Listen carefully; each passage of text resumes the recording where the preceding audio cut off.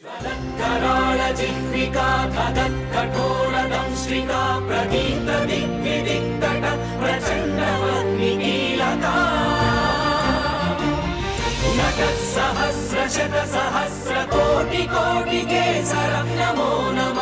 देवः सवितास्माकं धियो धर्मादिगोचराः प्रेरयेत् तस्येद्भर्गः तद्वरेण्यमुपास्महे। श्रीगुरुभ्यो नमः। శ్రీమాత్రే నమః.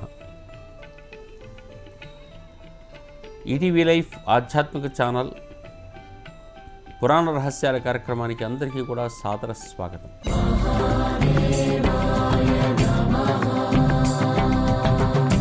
ఎన్నో రకాలైనటువంటి తాత్విక విశేషాంశాలన్నింటినీ నిత్య జీవితంలో మనం అనుసరిస్తూ కూడా దాని వెనుక ఉండే తత్వాన్ని అర్థం చేసుకోలేని సందర్భాల్లో ఈ పురాణ రహస్యాల కార్యక్రమం మనకందరికీ కూడా ఎంతో జ్ఞానమయమైనటువంటి విశేషాలను ఇస్తుందని భావన చేస్తూ, చతుర్విధ పురుషార్థాలు అని పేరు కలిగినటువంటి వాటిల్లో మనకు ధర్మ, అర్థ, కామ, మోక్ష అనేటటువంటి 4 పురుషార్థాలు మనం అధ్యయనం చేస్తున్నాం. ధర్మం చాలా విశేషమైనదని, ఎవరైనా కానీ తమ ధర్మంలోనే తాము ఉండాలని, స్వధర్మంలో ఉన్నతమని, పరధర్మం భయమని, ధర్మహాని కలిగినప్పుడు పరమాత్ముడు మళ్ళీ వేర్వేరు రూపాల్లో మన దగ్గరకు వచ్చి రక్షిస్తాడని చెప్పేసి వేర్వేరు రకాలుగా మనం ధర్మం గురించి మాట్లాడుకున్నాం. అర్థము అనేటటువంటిది విశేషం. సాధారణంగా అర్థ శబ్దాన్ని అనేక రూపాల్లో వాడుతూ ఉంటాం. అర్థము అంటే కొరకు అని అర్థం. కిమర్థం అని చెప్పేసి సంస్కృతంలో అంటే దేనికోసము అని అంటాం. పురుషార్థం అంటే పురుషుడు కోరుకునేది అని అర్థం. అక్కడే అర్థశబ్దం వేరు. మరొక చోట అర్థశబ్దం అంటే మీనింగ్ అని అర్థం. దీనికి సరి అయినటువంటి సమాధానానికి అర్థము అని అర్థం. ఏదైనా పదం చెప్పేసి దీని అర్థం ఏంటి అంటాం, మీనింగ్. మూడవది అర్థశబ్దము అన్నప్పుడు ధనము అని అర్థం. దీనికి సంబంధించిన అర్థశబ్దానికి సంబంధించిన శాస్త్రమే ఆర్థిక శాస్త్రంగా మనం చూస్తూ ఉంటాం. ఆర్థిక శాస్త్రం.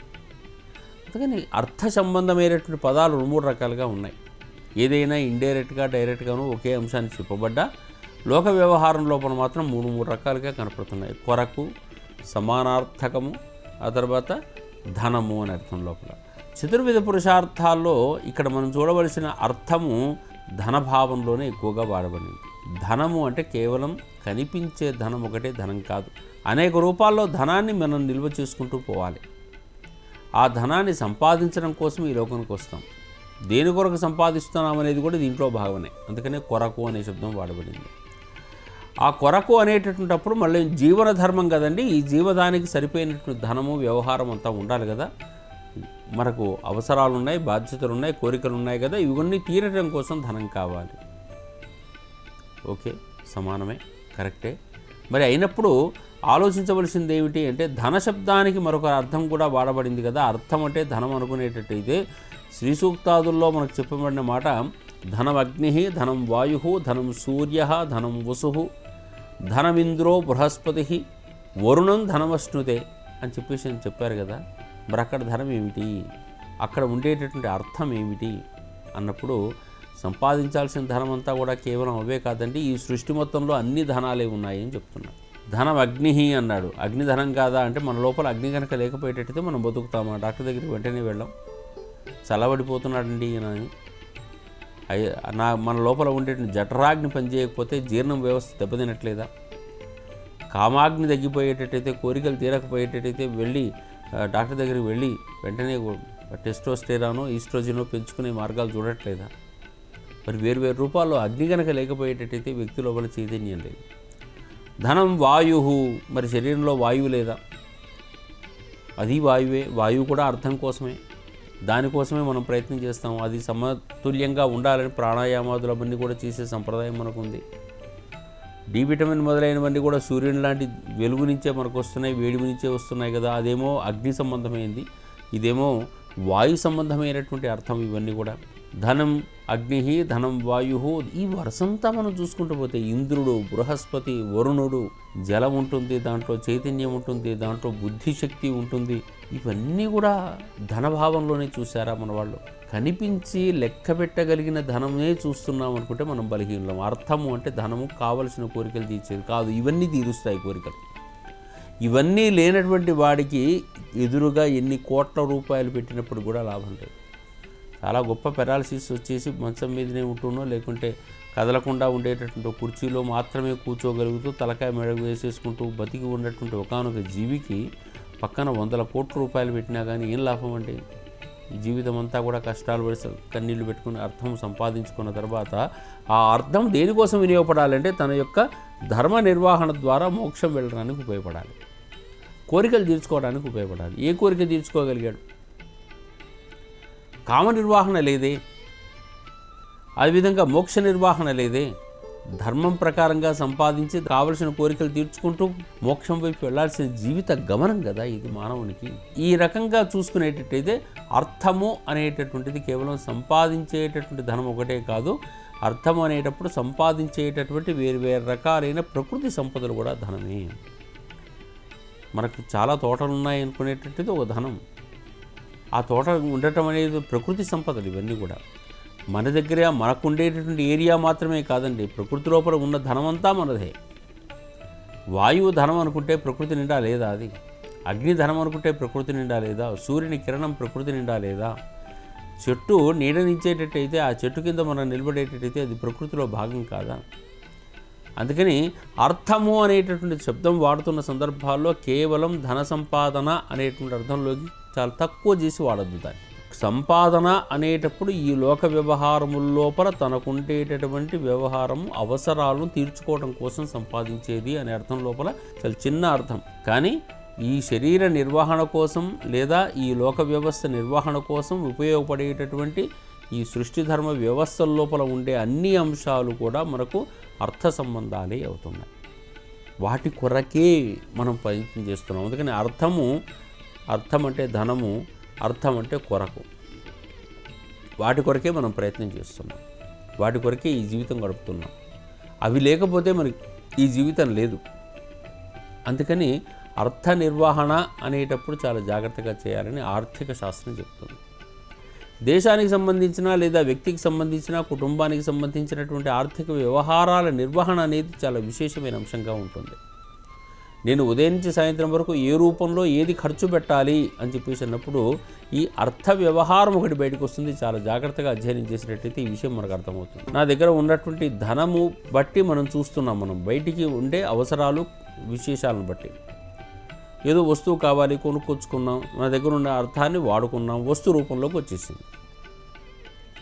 ఉన్నటువంటి ధనం వస్తు రూపంలోకి మారింది. ఈ వస్తువు వినియోగించుకుంటూ ఉన్నాం మనం, అంతే కదండి. పంట మనం పండించకపోయినా మన దగ్గర ఉన్న ధనాన్ని తీసుకొని వెళ్ళిపోయి సూపర్ మార్కెట్లో కనుక ఇచ్చేటట్టయితే అక్కడి నుంచి బియ్యం బస్తా ఇచ్చేటట్టయితే ఆ బస్తాను తెచ్చుకుంటున్నాం, ఇంటికి తెచ్చుకుంటున్నాం, వంట రూపంలో చేసుకుంటున్నాం. ఈ వంట నుంచి ఆహారం స్వీకరిస్తున్నాం, ఆహారం ద్వారా శక్తి పెంచుకుంటున్నాం, మళ్ళీ ఈ శక్తిని దీనికి అది కొనుక్కోవడానికి వాడుకుంటున్నాం. అంటే మళ్ళీ ఈ శక్తితోని ఉద్యోగం చేస్తున్నాం, ఉద్యోగం ద్వారా ధనం సంపాదిస్తున్నాం, ఈ ధనాన్ని మళ్ళీ వస్తువు కొనుక్కుంటున్నాం, మళ్ళీ ఇది చక్రంలాగా మారుతూ ఉంటుంది. ఈ శరీరానికి కావాల్సింది. మరి ప్రకృతి నుంచి కూడా ఇదే విషయాలు జరుగుతున్నాయి కదా. ఈ వరుస మొత్తం ఎక్కడైనా సమానమే కదా అన్నప్పుడు అర్థము అనేటటువంటిది కొరకు అంటున్నప్పుడు, అర్థం అనేది ధనము అనుకుంటున్నప్పుడు ఈ రూపం లోపల ప్రతి చోట ఈ చక్రం సాగుతూనే ఉంటుంది. నేను ఒక 200 గంటల సేపు ప్రతి వారము ప్రతి నెల పనిచేసేటట్టయితే 200 గంటల నుంచి 250 గంటలు ఒక కంపెనీకి సంబంధించిందో లేకుంటే ఒక అధికార సంస్థలోనో నేను పనిచేసేటట్టయితే నాకు ఆ 200 గంటల శక్తిని వాళ్ళ కోసం కేటాయించడం ద్వారా నాకంటూ కొంత ధనం ఇస్తారు వాళ్ళు. ఈ 200 గంటల్లో 250 గంటల్లో నేను పనిచేస్తున్నాను అని చెప్పేసానంటే దీని ద్వారా నాకు వచ్చేటువంటిది ధనం అవుతుంది లేదా అర్థం అవుతుంది. ఈ అర్థాన్ని సంపాదించేసి మనకుండే కామాలన్నీ కూడా తీర్చుకుంటూ ఉన్నాం. కామం అంటే కోరికలన్నీ కూడా, కావలసిన కోరికలన్నీ కూడా. మరి ఇటువంటి సందర్భంలో ఈ అర్థ సంపాదన అనేటప్పుడు నీవు ఏది పెడుతున్నావు దానికి అంటే నీ లోపల చైతన్యాన్ని దానికి ఇస్తున్నావు, నీలో జ్ఞానాన్ని దానికి ఇస్తున్నావు. నీ జ్ఞానాన్ని అక్కడ కనుక ఇచ్చేటట్టయితే ఆ జ్ఞానానికి తగిన మూల్యం వస్తుంది నీకు. ఆ జ్ఞానం అక్కడ పెట్టడం అనేదే మనం చేసేటటువంటి పని. ఒక డాక్టర్ లాగా పని చేస్తాడు, ఒక ఇంజనీర్ పని చేస్తుంటాడు, ఒక ఆర్కిటెక్ట్ పని చేస్తాడు. అనేక రకాల వ్యక్తులు అనేక రకాల పనులు చేస్తూ పోతుంటారు. నేర్చుకున్న వాళ్ళ సహజమైనటువంటి జ్ఞానాన్ని మళ్ళీ లోకానికి అందించే ప్రయత్నం చేస్తూ ఉంటుంటారు. మరి ఇటువంటి సందర్భాల్లో ఆలోచించవలసింది ఏంటి? అర్థము అనేటప్పుడు తమ పుణ్యాన్ని అవతల పెట్టాలి, తమకు సంపాదించిన లోపల శక్తిని జ్ఞానాన్ని అవతల వాడికి ఇవ్వాలి. ఇస్తే మనకు వచ్చే దాని పేరు అర్థము అంటాం. మరి ఆర్థిక వ్యవస్థ అనేటప్పుడు ఈ రూపంలో మనకు కనిపిస్తూ ఉంటుంది. దేశార్థిక వ్యవస్థలో కూడా ఇటువంటి భావాలే మనకున్నాయి. దేశం మొత్తంలో కూడా పనిచేయటం ద్వారా వచ్చేటువంటి ధనం అంటున్నాం అర్థ వ్యవస్థ లోపల. అందుకని ఈ రకంగా ఒక్కసారి జాగ్రత్తగా చూసేటట్టయితే ఈ పుణ్యమును ఇన్వెస్ట్ చేయటం, లేదా శక్తిని ఇన్వెస్ట్ చేయటం, జ్ఞానాన్ని ఇన్వెస్ట్ చేయటం అన్నప్పుడు మనకు ఏది ధనమైంది, ఇది పుణ్యమైంది. మొట్టమొదలు ఈ పుణ్యమే అర్థమైంది. ఈ పుణ్యమే కనుక లేనటువంటి వాడికి అర్థం వచ్చే అవకాశం లేదే. ఈ జ్ఞానం లేని వాడికి, ఈ శక్తి లేని వాడికి, ఈ చైతన్యం లేని వాడికి అర్థం ఎట్లా సంపాదిస్తాడు వాడు? అందుకని ఒకవేళ అర్థం వానికి వచ్చినప్పటికీ దాన్ని సరిగ్గా వినియోగించడు కూడా. చాలామందికి పితృతుల్యమైన ఇంకెక్కడిదో ధనాలు వచ్చే అవకాశం ఉంది. వాడికి దాని విలువ తెలియదు. ఎందుకంటే వాడి దగ్గర సహజమైన పుణ్యశక్తి లేకపోవడం వల్ల వినియోగించుకునే విధానం తెలియదు, దాన్ని పాటు చేస్తారు. అందుకని అర్థ సంపాదన అనుకుంటున్నప్పుడు ధర్మపరంగా అర్థాన్ని సంపాదించండి అని చెప్పారు. లోకధర్మం లోపల తాను చేసేటటువంటి వ్యవహార నిర్వహణ చేసి తన పుణ్యాన్ని పాజిటివ్గా ఇన్వెస్ట్ చేసి దాని నుంచి మనకు సంపాదించవలసిన ధనాన్ని సంపాదించేటట్టయితే అర్థ నిర్వహణ అని చెప్పుకుంటూ వస్తాం. ఆ మార్గంలో వెళ్ళాలి. అందుకని అర్థము అనేటటువంటిది కొరకు, అర్థం అనేది ధనము అనే అర్థం లోపల వాడుకునేటట్టయితే ఈ అర్థము జీవితానికి ఒక రకమైన గమ్యాన్ని, మార్గాన్ని, ఆనందాన్ని ఇచ్చేటట్టు అవుతుంది. అవునయ్యా, మరి ఈ అర్థము దేని కొరకు అనే పదం కూడా వాడతాం. ఈ ధనం లేకుంటే ఉండలేమా? ఈ ధనంతో ఏం చేసుకోవాలి? అది ఇదంతా పుణ్యమంతానేమో రూపరహిత సంపద అయితే కనిపించే ధనము రూప సంపద అయింది కదా. పూర్వకాలంలో దీన్ని మారకం అని కూడా వాడేవాడు. ఎక్స్చేంజ్ అని చెప్పేసి వాడేవాడు. ఎక్స్చేంజ్ అని చెప్పేసానంటే ఈ వస్తువు ఇస్తే ఈ వస్తువు ఇవ్వటం. ఇప్పటికి కూడా మనకు విదేశీ మారక ద్రవ్యాలు ఉంటుంటాయి కదా. అంటే మన దగ్గర నుంచి ఒక వస్తువు వెళ్తే వాళ్ళ దగ్గర నుంచి ఇంకో వస్తువు వస్తూ ఉంటుంది. మన దగ్గర నుంచి ఇప్పుడు పుణ్యం అనేటటువంటిది ఇచ్చేటట్టయితే వాడు వస్తువు రూపంలో మనకి ఇవ్వడం అనేది మారకము అని శబ్దాన్ని వాడుతూ ఉంటుంటారు. అంటే exchange of thoughts, exchange of energy అని చెప్పేసి చెప్తూ ఉంటుంటాం. మరి ఇటువంటి ఎనర్జీని మనం ఇస్తూ పోతున్న సందర్భంలో ఈ శక్తిని మరొక చోట ఇవ్వడం, మళ్ళీ మనం వేరే తెచ్చుకుంటూ ఉండటం అనేది దేని కొరకు అన్నప్పుడు దానికి కామము అనేది మూడవది వస్తుంది. ధర్మపరంగా అర్థ సంపాదించినటువంటిది దేనికి వాడుతున్నాం? కామానికి వాడుతున్నాం. ఆ కామం అంటే మనకు భగవద్గీతలో క్లియర్గా చెప్తాడు. కామం అంటే ఏ వస్తువు చూసినా ఆ వస్తువు కావాలని అనిపించడం కామం. ధ్యాయతో విషయాన్ పుంసాన్ సంగస్తేషూపజాయతే సంజాయతే కామః అంటాడు. ఏదైనా విషయాన్ని ధ్యానించినా, చూసినా, విన్నా, కన్నా మనకు కనిపించేటటువంటిదంతా కూడా దాని ఎడల సంగమము అంటాడు. కలయిక ఏర్పడింది, మనసులో కలయిక. ఇది బయటికి కలయిక కాదు. అది కావాలి, అది ఉంటే బాగుండు, చూస్తే బాగుండు, వింటే బాగుండు అనిపించే భావన అంతా కూడా దాంతో కలిసి, మనసు దాంతో కలిసి ఉన్నది. అనేక రకాల అంశాలతో కలిసి ఉంటుంది. ఇది కేవలం స్త్రీ పురుషులకు మాత్రమే సరిపోయింది కాదు. ఇక్కడ సంగాత్ సంజాయితే కామః, కామాత్ క్రోధోభిజాయితే, ఇంకా దాని వరుసంతా వేరే ఉంటుంది. కామం అంటే కోరిక. ఏదైనా వస్తువు కనపడితే వస్తువు కావాలని కోరిక, విషయం కనపడితే విషయం కావాలని కోరిక. దీనిలో స్త్రీ పురుష భావనలో కూడా ఒక భావన, కోరికలు తీర్చుకునేటువంటి భావన అన్ని జీవుల్లోనూ కూడా ఉంటుంది. ఇది కామాగ్ని అనేది. ఏది కావాలని అంటే తన అవసరాలు, మళ్ళీ బాధ్యతలు, అవసరాలు, ఆ తర్వాత కోరికలు అనేటటువంటివి అన్నీ వరుసలో ఉంటాయి. వీటి కోసమైనా కానీ కోరికలు కావాలి, కామం తీరాలి. అందుకన్నప్పుడు ప్రతి చిన్న విషయంలో నువ్వు అర్థాన్ని దేనికి సంపాదిస్తావంటే నీకు తప్పనిసరి అవసరాలను, తప్పనిసరి బాధ్యతలు నిర్వహించడం కోసం మాత్రమే అర్థాన్ని సంపాదించు అంటాడు. మిగిలిన సమయం ఏం చేయాలి? మోక్షం కోసం ప్రయత్నం చేసుకో. అనవసరంగా ఇక్కడ ఎందుకు, ఎంతకాలం పట్టేసుకుని ఎందుకుంటావు? అందుకని అర్థమును, కామమును నిర్వహించడమే ఈ లోక వ్యవహార విధానము అనేటప్పుడు అది మనకు క్లారిటీ వస్తుంది. అందుకే సంపాదించాల్సిన ధనం నుంచి కామము, కోరిక తీరాలి. ఎటువంటి కోరికలు అని చెప్పేసానంటే నిత్య జీవితం లోపల అనేక రకాలైన అంశాల్లో కోరికలు ఉన్నాయండి.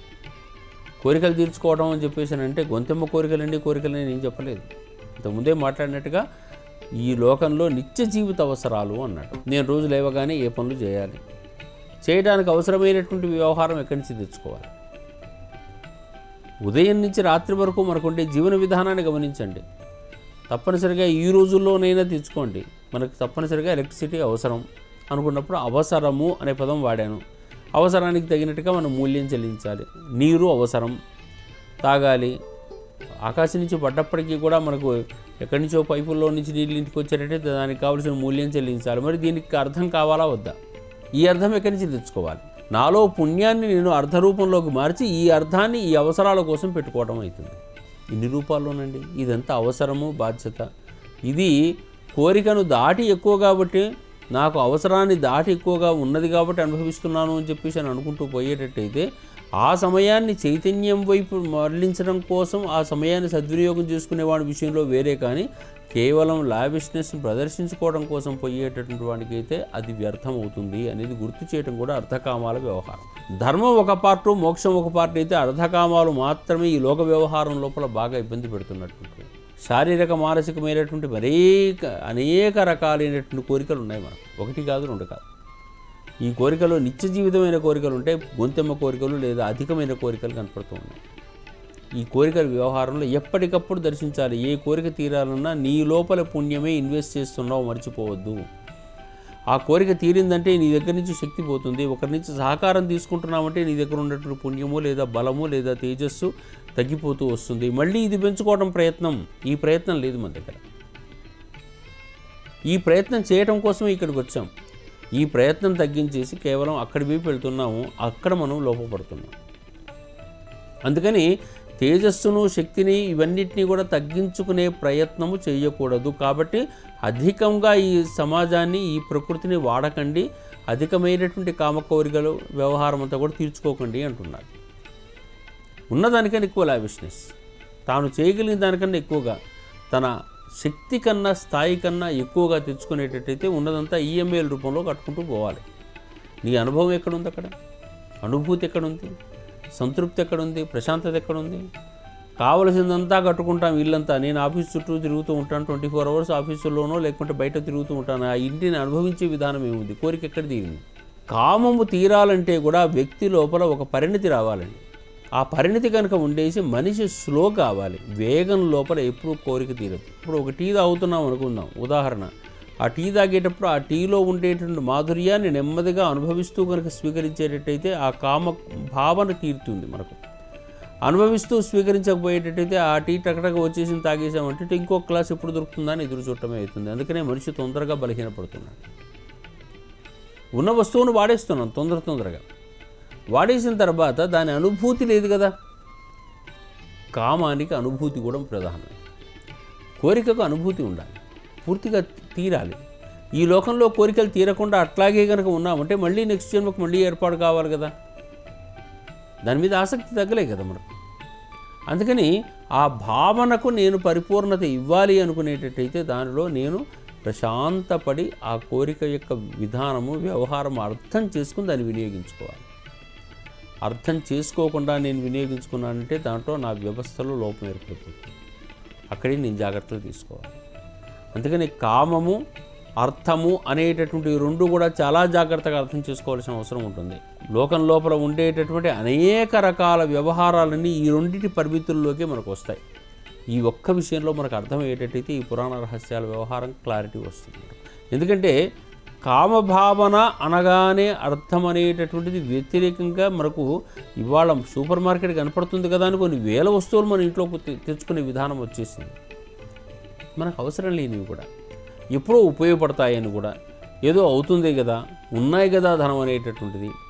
పరిమితిని దాటినటువంటి వస్తువును మనం సేకరించటం వల్ల, స్వీకరించటం వల్ల కలిగేటటువంటిది రూప సంపదే పెరుగుతుంది తప్ప నీ పుణ్య సంపద మాత్రం పోతుంది.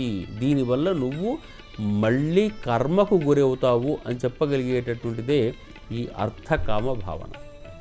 పుణ్యం పోగొట్టుకోవడం వల్ల వచ్చే లాభం ఏంటి? పుణ్యాన్ని వృద్ధి చేసుకోవడం వల్ల లాభం కావాలి, కానీ పుణ్యాన్ని నాశనం చేసుకుంటున్నావు కదా. కామము తొందరగా నీ పుణ్యాన్ని హరింపజేస్తుంది, మర్చిపోవద్దు. అర్థం సంపాదించగానే పని అయిపోదు. అర్థం సంపాదించిన దాన్ని జాగ్రత్తగా వినియోగించుకుంటేనే కామభావన పోతుంది. జాగ్రత్తగా వినియోగించకపోయేటట్టయితే కామభావన అస్సలు పూర్తి కాదు, దానివల్ల వచ్చేది నష్టం అవుతుంది, కష్టం అవుతుంది. అందుకే ఈ విషయాల లోపల ఒక క్లారిటీ రాకుండా ఇప్పటి సమాజం అంతా ఉంటుంది. కాబట్టి దీని గురించి మనం ప్రత్యేకంగా అధ్యయనం చేయాల్సిన అవసరం వస్తుంది. అర్థము పుణ్యాన్ని వల్ల వస్తుంది. నీకు సంపాదించే ధనము నువ్వు ధర్మపరంగా కృషి చేయడం వల్ల, ధర్మంతో కాపాడటం వల్ల నీ లోపల ఉండేటువంటి పుణ్యము ఇన్వెస్ట్ చేస్తే వచ్చేటటువంటిది అర్థం. ఈ అర్థాన్ని వినియోగించుకునే విధానం అనేటటువంటిది కామం. కామం అంటే వస్తు సంపాదన, విషయ సంపాదన, శరీరానికి మనసుకు సుఖ సంపాదన ఏ రూపంలో మీరు వాడినప్పటికీ కూడా కామం అంటే కోరిక అని అర్థం. దీని వ్యతిరేకంగా లేదు. అరిషడ్వర్గాల్లో కామక్రోధ లోభమోహ మదమాత్సర్యాలను మాట్లాడుకోలేదా? అక్కడ కామమే. కోరిక అనేటటువంటిది మనిషిని ఇబ్బంది పెడుతుంది కదా. అట్లే సాధారణమైన కోరికలన్నింటినీ కూడా దేనికన్నారు? అవసరము, బాధ్యత అంతవరకు వాడుతున్నాం. దాన్ని దాటితే కోరిక అన్నాం. దాటితే ఉండేటువంటి కోరికను తీర్చుకోవాలనుకునేటట్టయితే నీకున్న పుణ్య సంపద కన్నా ఎక్కువ పుణ్య సంపదను పెట్టాలి. అటువంటప్పుడు మనం అప్పున పడుతున్నాము అంటాం. ఏ వ్యక్తి అయితే ఈ జీవితంలో అప్పు పడతాడో మనం బాగా దృష్టి పెట్టాల్సిన అంశం ఉంటుంది. మన కోరిక కన్నా స్థాయి దాటి అనుభవించడం ద్వారా మనకు ఉన్న పుణ్యాన్ని కోల్పోయి ఈ శరీరాన్ని వదిలిపెట్టి కనుక పోయేటట్టయితే ఎప్పుడైతే ఈయన అప్పున పడుతున్నాడో మళ్ళీ మళ్ళీ జన్మలు సాధిస్తూ ఎక్కువ ఇబ్బందులు పడే జన్మలు వస్తుంటాయి. ఇది ఒక చక్రం మనకు. ఆ చక్రం లోపల కనిపించేటటువంటి ఇటువంటి లోపం. అందుకని అర్థ సంపాదన కామము చాలా జాగ్రత్తగా స్వీకరించడం కోసమే సుమా. ఆ కామము పరిపూర్ణంగా ప్రశాంతంగా నిర్వహించలేనటువంటి వాడు ఎప్పటికి కూడా కష్టాలే పడుతున్నాడు. కోరిక తీరని వాడికి ఎటువంటిదంటే అప్పున పడ్డటువంటి వాడికి ఎప్పటికీ వెనక నుంచి మరొకరు ఉన్నారనే భయంతో బతుకుతాడే, అటువంటిదే ఇటువంటిది కూడా. అందుకని స్థాయి దాటిన కోరికలన్నీ కూడా పనికిరావు అంటారు. మరి స్థాయి కావాలంటే స్థాయి పెంచుకో. ఫస్ట్ స్థాయి పెంచుకునేదే ధర్మ ప్రకారం పుణ్యం పెంచుకోవటం. ఆ పుణ్యం పెరిగితే ధర్మ ప్రకారంగా పనిచేస్తే అర్థము సంపాదిస్తే కామభావన పూర్తవుతుంది. ఆ కామము నుంచి మోక్షం వైపు ఎలా వెళ్ళాలి అనేటువంటి మార్గాన్ని మనం మళ్ళీ అధ్యయనం చేద్దాం. అప్పటి వరకు సెలవు. స్వస్తి. నమస్కారం. ఈ కార్యక్రమాన్ని తిరిగి చూడాలనుకుంటే www.youtube.com/@ETV Life Spiritual లో చూడవచ్చు.